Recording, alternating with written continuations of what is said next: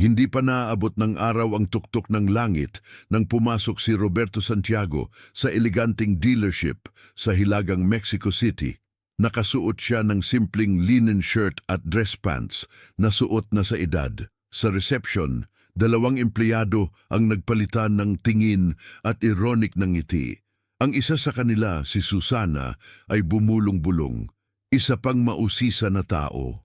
Sigurado akong naparito lamang siya upang tingnan ang mga presyo.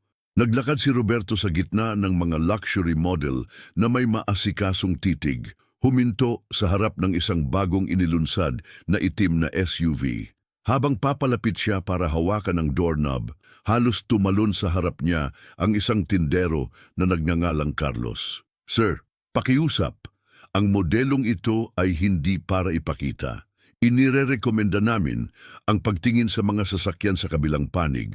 Mas sikat. Ang tono ay condescending, halos malupit." Isang puting customer na nakasuit na dumating mamaya ay agad na inihain ng champagne. Si Roberto, tahimik, ngumiti lang at nagtanong na makita ang manager. Ang kahilingang ito, gayon paman, ay nagpatigas ng mga mata. Bakit naman ang dealership ng Auto Imperium ay kilala sa luho at piling mga kliyente nito? Matatagpuan sa isang mataas na lugar ng kabisera ng Mexico. Ang mga bintana ng tindahan nito ay kumikinang na parang mga alahas sa ilalim ng araw ng tanghali. Si Carlos, ang punong tindero, ay may ugali na husgahan ang mga customer ayon sa kanilang hitsura at hindi siya nag-iisa. Si Susana, isang receptionist sa loob ng 6 na taon, ay alam na ang mga imahe ay nagsasalita ng mas malakas kaysa sa mga salita. Ngunit si Roberto ay hindi ordinaryong tao. Ipinanganak sa Oaxaca, nahaharap siya sa pagkiling mula sa murang edad. Isang nagtapos ng MIT, bumalik siya sa Mexico mga taon na ang nakalilipas upang bumuo ng isang imperyo sa sektor ng sasakyan. Isang detalye na hindi naisip ng sino man doon. Nang ipilit ni Roberto na kausapin ang manager at tubili siyang dinala sa isang silid na nababalutan ng salamin sa likuran. Doon halos hindi tumingala si Manager Ramiro, isang mukhang bored na lalaki na mayabang na postura. "Gusto mo bang tustusan ang isang sasakyan?" Panunuyo niyang tanong na hindi man lang nag-aalok ng upuan. Mahinahong sumagot si Roberto. "Gusto ko lang maintindihan kung paano mo tinatrato ang iyong mga customer." Tumawa si Ramiro. "Tingnan mo, maging direkta. Ano ba talaga ang balak mong bilhin?"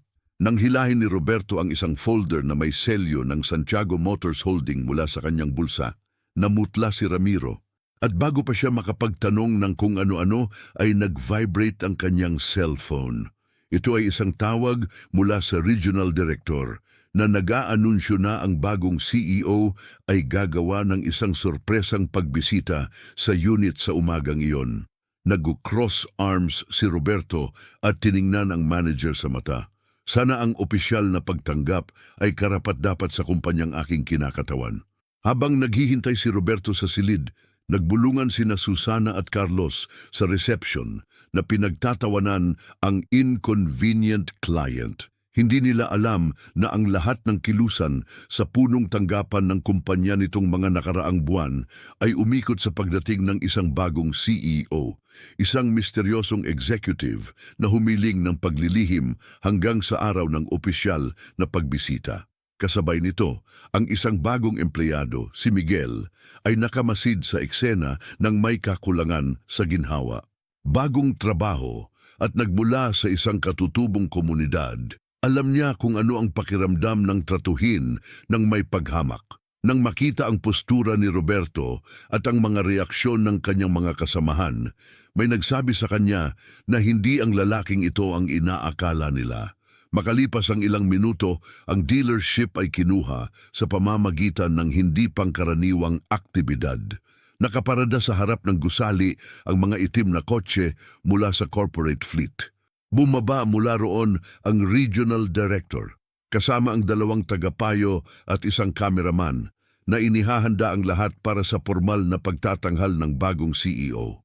Sina Ramiro, Carlos at Susana ay tumakbo sa pasukan na may nakasanayang mga ngiti, habang si Miguel ay nanatiling nakatayo nanonood. Noon ay malakas na inihayag ng direktor, "Mga Ginoo, isang karangalan na ipakilala sa inyo ang bagong CEO ng Holding Santiago Motors, Roberto Santiago." Katahimikan.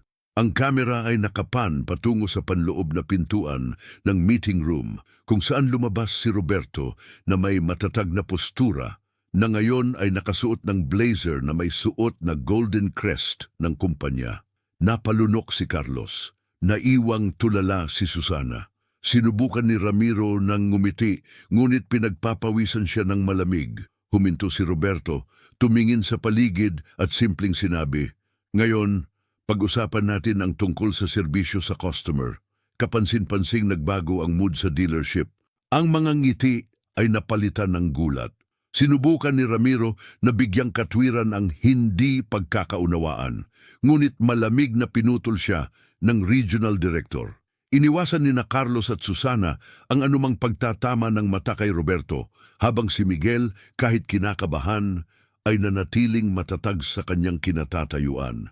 Hindi sumigaw si Roberto, hindi siya nagpahiya kahit kanino. Humingi lang siya ng mga talaan ng mga pinakabagong reklamo ng customer at nagsimula ng tahimik na inspeksyon sa customer service ng unit. Ito ang simula ng isang radikal na pagbabago, hindi lamang sa tindahan kundi sa kultura ng kumpanya. Sa mga sumunod na araw, bumalik si Roberto sa dealership bilang bahagi ng internal audit. Sa halip na maglapat ng agarang parusa, nagpasya siyang makinig sa mga empleyado. Nagdaos siya ng mga individual na pagpupulong, na obserbahan ang mga panloob na dinamika at hinikayat ang koponan na pag-isipan ang kanilang sariling mga pagkiling. Namumukod tangi si Miguel sa kanyang katapatan at paggalang.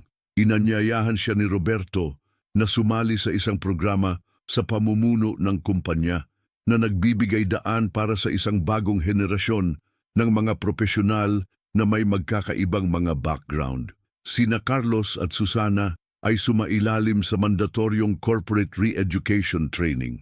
Si Ramiro ay muling itinalaga sa isang administratibong posisyon na walang direktang pakikipag-ugnayan sa publiko. Unti-unti, huminto ang unit sa pagiging isang luxury point of sale lang at naging halimbawa ng pagkakapantay-pantay at paggalang, isang pagbabagong nakikita ng lahat ng customer na dumaan sa pintuan. Dahil nakataya ang reputasyon ng dealership, nag-schedule si Roberto ng komperensya na bukas sa publiko at lokal na pamamahayag. Ang ideya ay upang ipakita ang bagong plano ng pagsasama at etika ng kumpanya, isang kaganapan na nagdulot ng pag-asa at kakulangan sa ginhawa sa mga dating empleyado. Inanyayahan si Miguel na magsalita, na kumakatawan sa mga empleyado sa pagsasanay. Si Carlos at Susana na nag-aalala ay alam na ang kanilang paggawi ay maaaring mahayag. Ang lahat ay nagpahiwatig na ang culminating moment ng kwentong iyon ay nalalapit na ang lahat ng mga mata ay nasa entablado kung saan ang mga hindi nasabi na katotohanan ay sa wakas ay mabubunyag. Sa auditorium na nakalagay sa mismong dealership, puno ang mga upuan. Naghintay ang mga customer, empleyado mula sa iba pang unit at reporter para magsimula ang conference. Nang umakyat si Roberto sa entablado, hindi siya nagdala ng seguridad o nagbigay ng mga inihandang talumpati. Tiningnan niya ang lahat at nagsimula sa paglalahad ng sarili niyang kwento mula sa kanyang pagkabata sa isang mahirap na komunidad sa Oaxaca hanggang sa pag-angat sa tuktok ng industriya ng automotive. Kahapon lamang ako ay hinatulan dito, sa kulay ng aking balat at sa damit na aking suot. Ang kanyang boses ay nanatiling kalmado ngunit matatag, at ito ay hindi lamang tungkol sa akin. Tungkol ito sa lahat na tinatrato na parang hindi sila bagay. Si Carlos at Susana na nahihiya ay ibinaba ang kanilang mga ulo. Si Miguel na move ay nakatanggap ng palakpakan nang mabanggit siya bilang simbolo ng bagong panahon ng kumpanya. Nagtapos si Roberto, Ang paggalang ay hindi kagandahang loob. Ito ang pinakamaliit at dito simula ngayon hindi na ito mapag-usapan. Ang kumperensya ay nagkaroon ng pambansang epekto. Ilang portal ang nag-ulat tungkol sa kwento ng pagtagumpayan at katapangan ng bagong CEO ng Santiago Motors. Ang dealership na dating nakita bilang elitist at exclusionary ay naging isang halimbawa ng pagbabago. Nag-resign si Carlos makalipas ang ilang linggo.